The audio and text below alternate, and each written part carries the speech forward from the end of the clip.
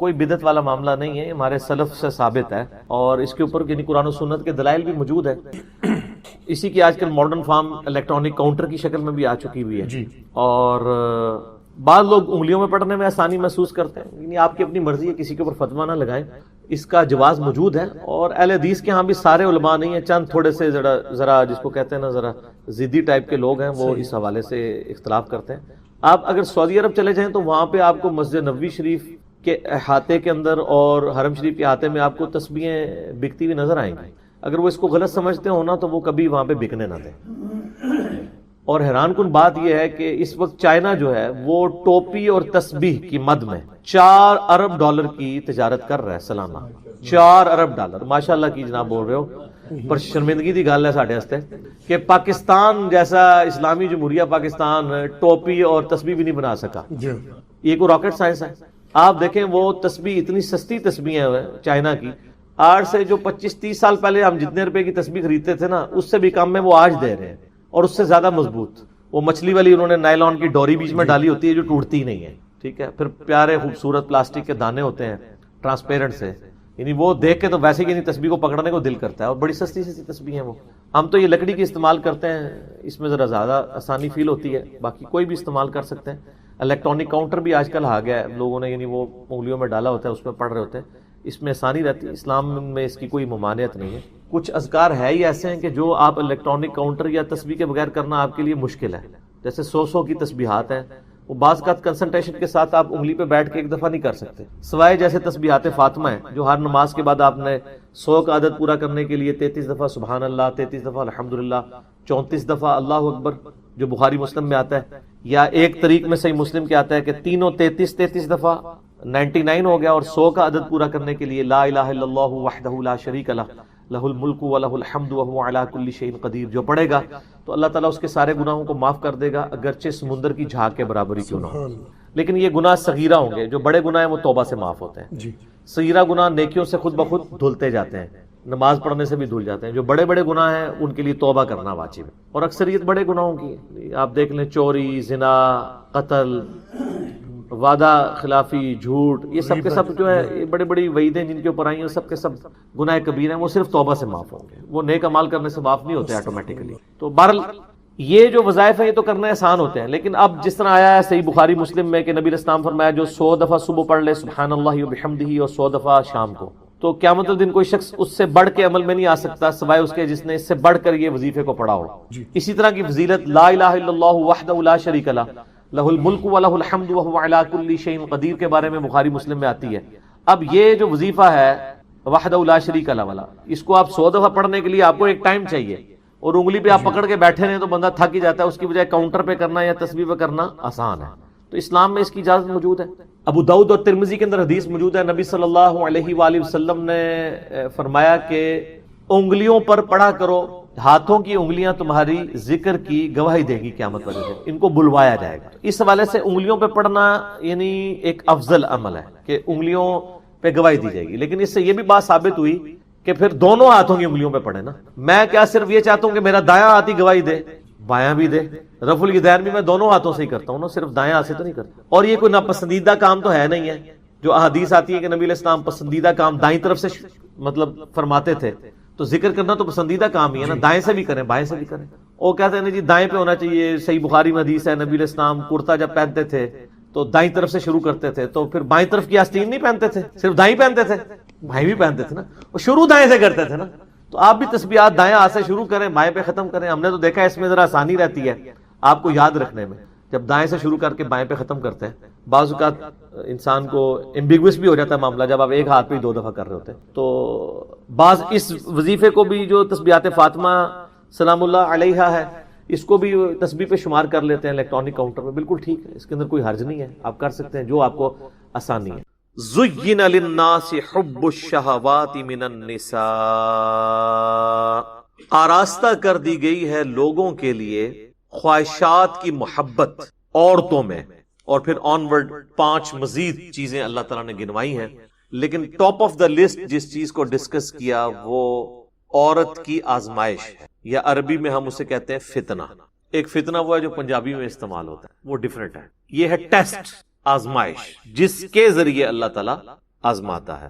تو آپ دیکھ لیں کہ یہ جو 6 چیزیں اللہ تعالیٰ نے اس آیت مبارکہ سورہ آل عمران کی آیت نمبر 14 میں گنوائی ہیں، اس میں پہلے نمبر پہ عورت کے فتنے کا، اس کی آزمائش کا ذکر کیا ہے، پھر اس کے بعد بیٹے، اس کے بعد پھر سونا اور چاندی کے جو جوڑے ہوئے خزانے یعنی کرنسی آج کی ماڈرن فارم، اس کے بعد نشان لگے ہوئے گھوڑے آج کی ماڈرن فارم، مہنگی مہنگی گاڑیاں، اس کے بعد پھر چوپائے اور کھیتی، آج کل کے آپ پلاٹ سمجھ لیں، چاہے وہ زرعی اراضی ہو یا دوسری ہو، اور مال مویشی تو ہم ویسے ہی ایک ٹرم کے طور پہ استعمال بھی ہوتا ہے، آج بھی آپ اگر چلے جائیں جنوبی پنجاب کی طرف تو وہ مویشی کو مال ہی کہہ رہے ہوتے ہیں، وہ بھی ایک ذریعہ ہے۔ تو یہ 6 چیزیں گنوائی ہیں، ان میں ٹاپ آف دا لسٹ اللہ تعالیٰ نے عورت کا ذکر کیا۔ اس میں کوئی شک نہیں ہے کہ عورت کی جو آزمائش ہے یہ اس دنیا کی بڑی آزمائشوں میں سے ایک آزمائش ہے۔ صحیح مسلم میں حدیث ہے کہ اللہ کے محبوب صلی اللہ علیہ وآلہ وسلم نے فرمایا کہ اللہ تعالیٰ نے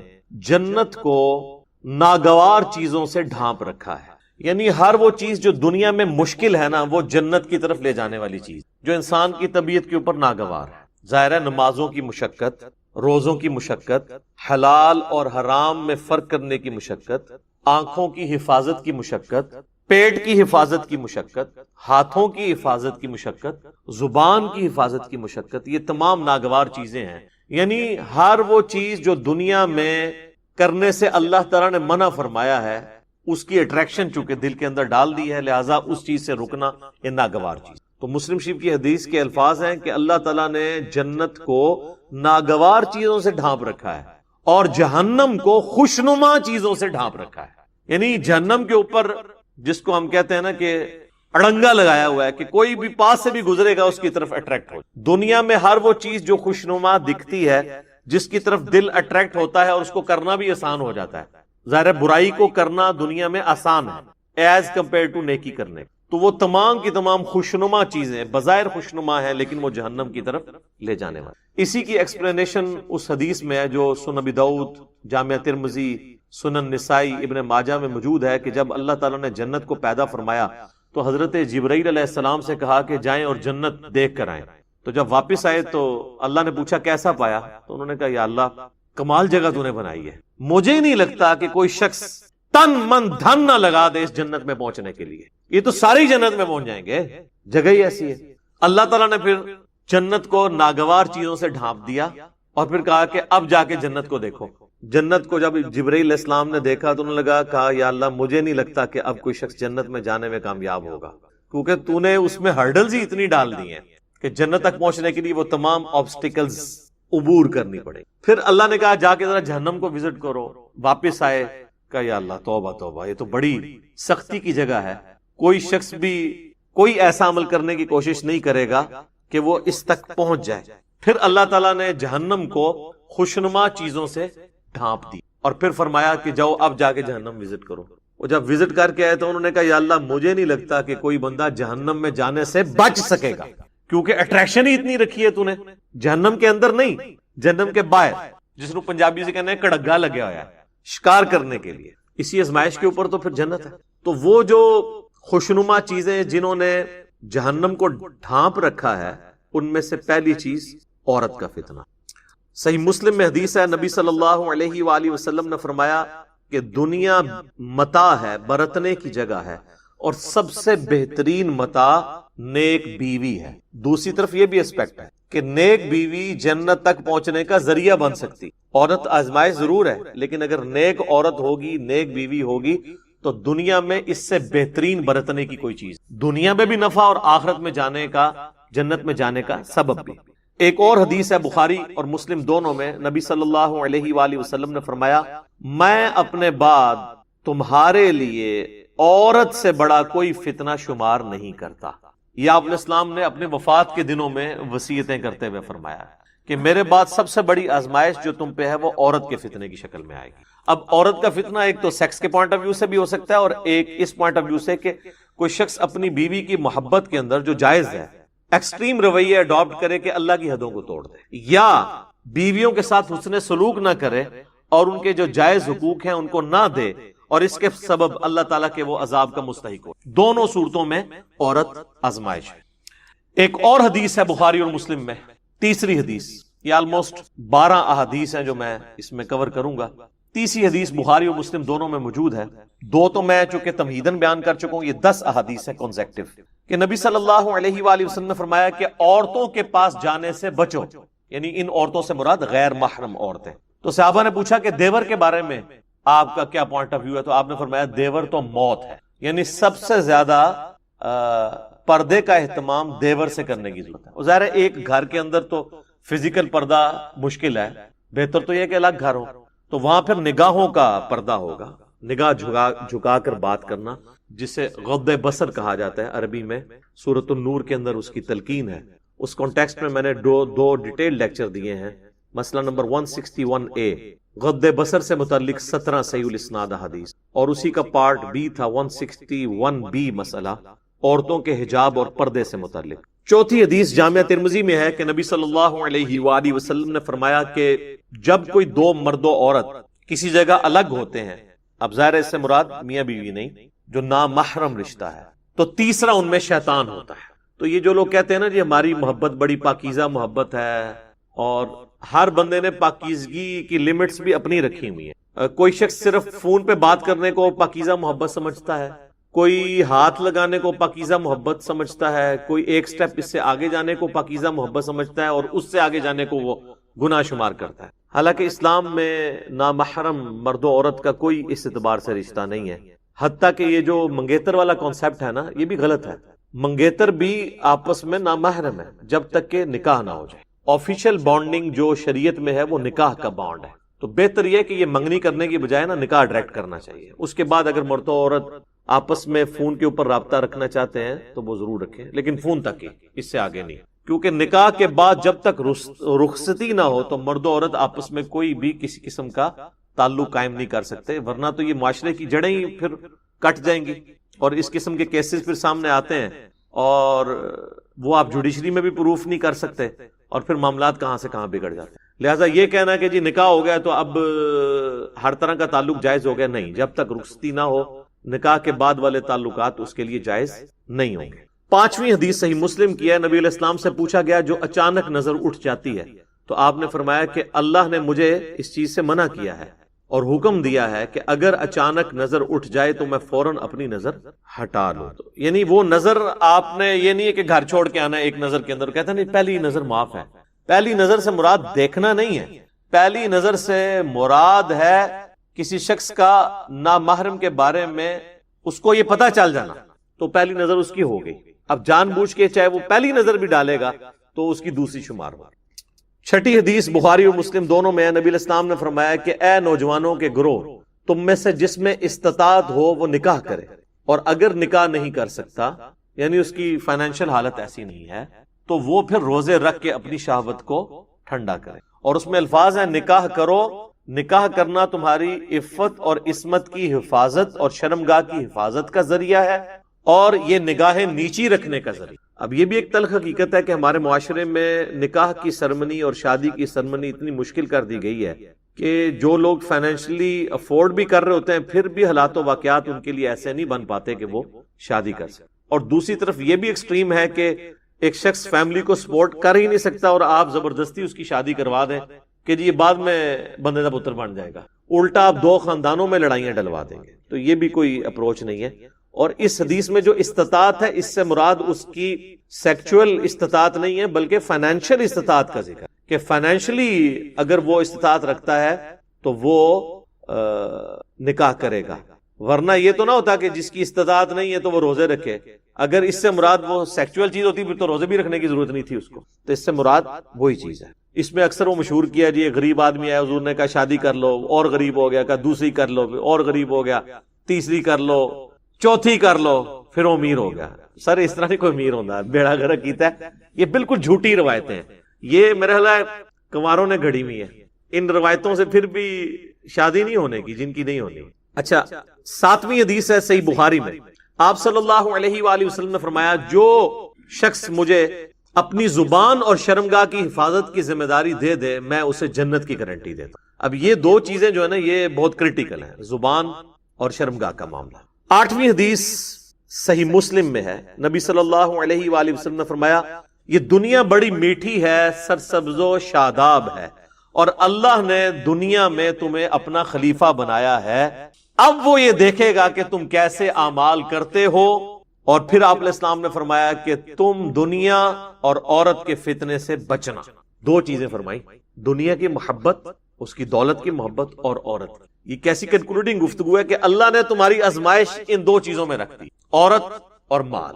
باقی آپ جتنے بھی دیکھیں گے وہ اسی کی کرالریز ہوں گی۔ اچھی گاڑی مال کی کرالری ہے، زیادہ پلاٹس مال کی کرالری ہے۔ تو دنیا کی محبت، اس کے مال کی محبت، اور عورت سے بچنا۔ اللہم انی اعوذ بک من فتنۃ النساء، اللہم انی اعوذ بک من فتنۃ الدنیا وعذاب الآخرہ، آمین ثم آمین۔ نویں حدیث جامعہ ترمذی میں ہے، نبی علیہ السلام نے فرمایا تم نے کوئی بھی دو محبت کرنے والے میاں بیوی سے بڑھ کر نہیں دیکھے ہوں۔ یعنی یہ حقیقت بات ہے، دنیا میں جو اللہ نے محبت میاں بیوی کے درمیان رکھی ہے نا، اس طرح کی ایکسٹریم محبت اور کلوزنس کسی بھی اور رشتے کے اندر نہیں۔ اسلام میں خاندان کی اکائی ہی میاں بیوی ہے۔ ویسے انڈیا پاکستان میں تو ماں باپ کو ذرا اوپر کا درجہ دیا جاتا ہے، وہ جس لیول پہ درجہ ہے وہ اپنی جگہ ہے، لیکن جو بیسک یونٹ ہے نا خاندان کا، وہ میاں بیوی کا رشتہ۔ اسی لیے تو مسلم شریف میں آتا ہے نا کہ شیطان کا تخت پانیوں پہ لگا ہوا ہے، جو آج کل کے ماڈرن اسکالرز کا موقف ہے، ہو سکتا ہے یہ برمودا ٹرائنگل پہ ہی شیطان کا تخت لگا ہو، اور وہ شام کے وقت اپنے سارے چیلوں سے رپورٹ لیتا ہے، تو ہر اس کا چیلا آ کے مختلف قسم کے گناہ گنواتا ہے کہ آج میں نے فلاں سے فلاں کروائی، فلاں سے فلاں گناہ کروایا۔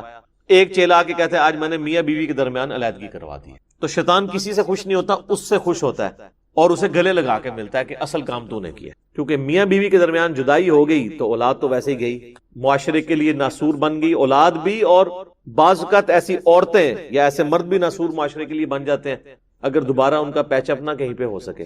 تو تم نے کوئی بھی محبت کرنے والے میاں بیوی سے بڑھ کے نہیں دیکھے ہو۔ 10ویں حدیث صحیح مسلم میں ہے، نبی صلی اللہ علیہ وآلہ وسلم نے فرمایا سبحان اللہ کہنا بھی صدقہ ہے، الحمدللہ کہنا بھی صدقہ ہے۔ یہ صدقہ پنجابی والا نہیں، عربی میں صدقہ کہتے ہیں نیکی کے کام کو۔ اللہ اکبر کہنا بھی صدقہ ہے، لا الہ الا اللہ کہنا بھی صدقہ ہے، اور راستے سے تکلیف دہ چیز کو دور کر دینا بھی صدقہ ہے۔ امر بالمعروف ونہی عن المنکر، لوگوں کو نیکی کا حکم دینا اور برائی سے روکنا، یہ بھی صدقہ ہے۔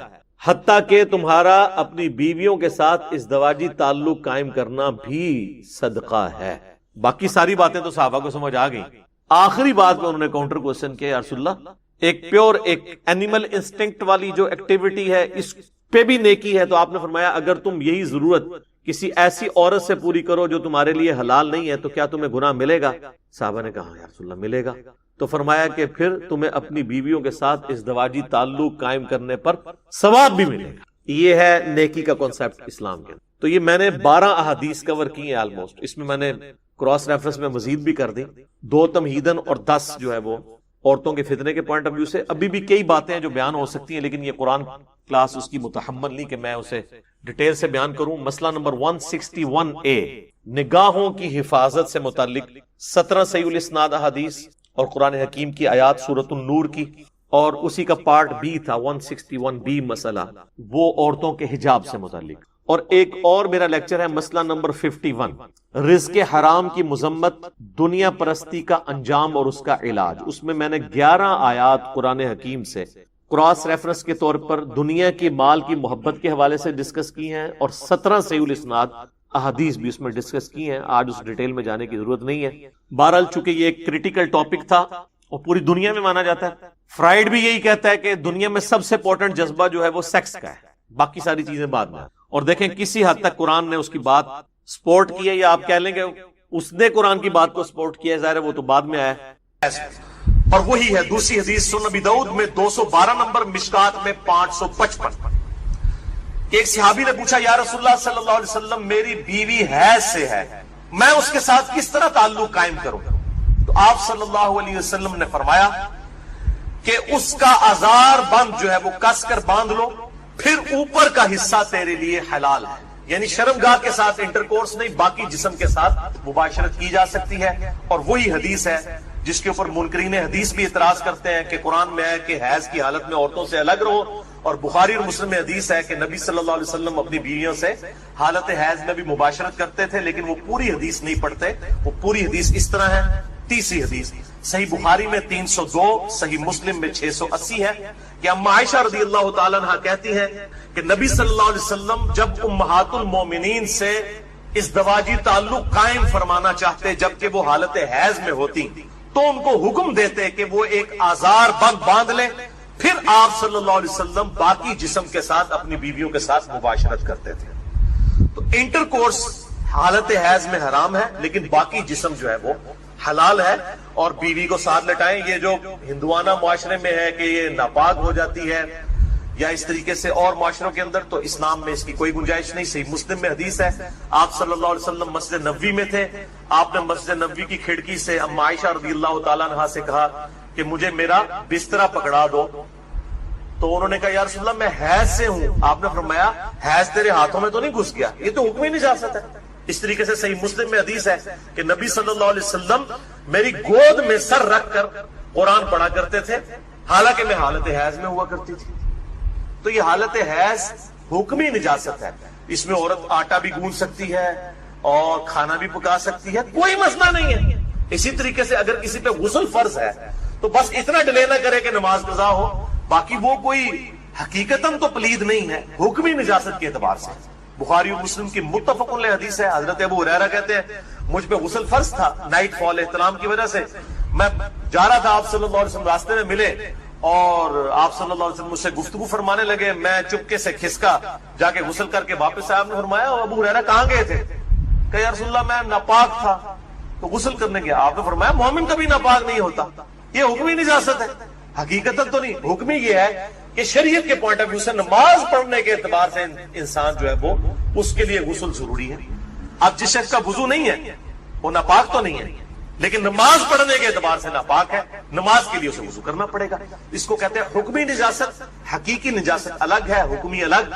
اس میں میں نے بڑی ڈیٹیل سے لیکچر دے دیا ہے. مسئلہ نمبر 42 عورتوں کے حیض و نفاس کے مسائل، وضو، غسل، استنجا، بڑی ڈیٹیل کے ساتھ تقریباً 2.25 گھنٹے کی گفتگو ہے اہل سنت پاک.com پہ. چوتھی حدیث جامع ترمذی میں 135، سنن ابن ماجہ میں 639، مشکات میں بھی موجود ہے 551 نمبر، کہ آپ صلی اللہ علیہ وسلم نے فرمایا 3 چیزیں فرمائی. نمبر 1، جس شخص نے حیض والی عورت سے انٹر کورس کیا، ازدواجی تعلق قائم کیا. نمبر 2، جس نے کسی عورت کے ساتھ قوم لوط والا عمل یعنی اینل سیکس کیا. اور نمبر 3، جس نے کسی کاہن کے پاس جا کے کوئی بات مستقبل کی پوچھنے کی کوشش کی. جن لوگوں نے یہ 3 کام کیے آپ صلی اللہ علیہ وسلم نے فرمایا تو اس شخص نے محمد صلی اللہ علیہ وسلم پر نازل شدہ شریعت کا کفر کر دیا، انکار کر دیا. اگر وہ یہ 3 کام کرتا ہے، یہ کفر وہ والا نہیں ہے کفر کے اسلام سے نکل جائے گا، یہ کفر عربی والا ہے، یعنی انکار، گویا کہ اس نے شریعت کا پریکٹیکلی انکار کر دیا. بولے اعوذ باللہ تعالی.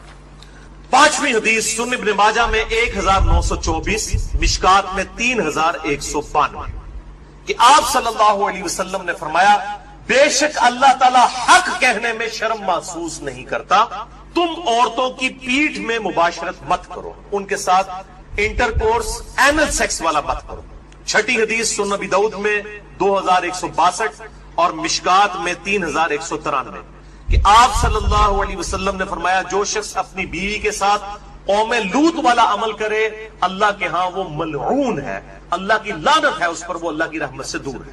7ویں حدیث سنن ابن ماجہ میں 1923، مشکات میں 3194، کہ آپ صلی اللہ علیہ وسلم نے فرمایا جو شخص قوم لوط والا عمل کرے گا اپنی بیوی کے ساتھ اللہ تعالیٰ قیامت والے دن اس کی طرف نظر رحمت بھی نہیں فرمائے گا. وَلِعَاذُ بِاللَّهِ تَعَالَى. اور 8ویں حدیث جامع ترمذی میں 1165، مشکات میں 3195، کہ اللہ تعالیٰ اس پر نظر رحمت نہیں فرمائے گا جو کسی مرد کے ساتھ یا کسی عورت کے ساتھ قوم لوط والا عمل کرے، اینل سیکس کرے. بولے اعوذ باللہ تعالی. یہ ایشو ریزالو ہوا. اب بھائیو آج کے جو ماڈرن دور کا ایک ایشو بہت سامنے آیا ہے، اس ماڈرن دور کا وہ ایشو ہے، وہ ہے اورل سیکس کا ایشو، جس کی مختلف شکلیں جو ہیں وہ معاشرے کے اندر رائج ہیں، کچھ صحیح ہیں کچھ غلط ہیں. اس میں بنیادی اصول آپ سمجھ لیجئے اور وہ ہے سورۃ البقرہ کی آیت نمبر 187. اعوذ باللہ من الشیطان الرجیم بسم اللہ الرحمن الرحیم. احل لکم لیلۃ الصیام الرفث الی نسائکم.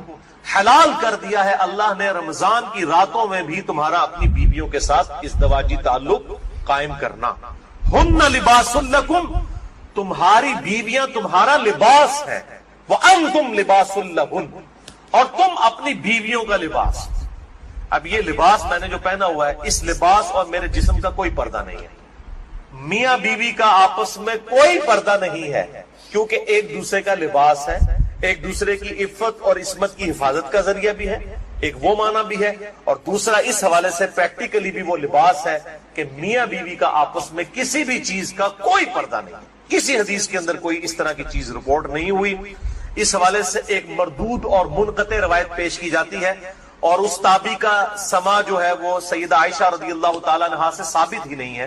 سنن ابن ماجہ میں حدیث ہے 1922, مشکات میں 3123 ہے, لیکن مردود روایت ہے, منقطع ہے, کہ اما عائشہ رضی اللہ تعالیٰ عنہا کا بیان ہے کہ میں نے نبی صلی اللہ علیہ وسلم کی شرمگاہ کبھی نہیں دیکھی.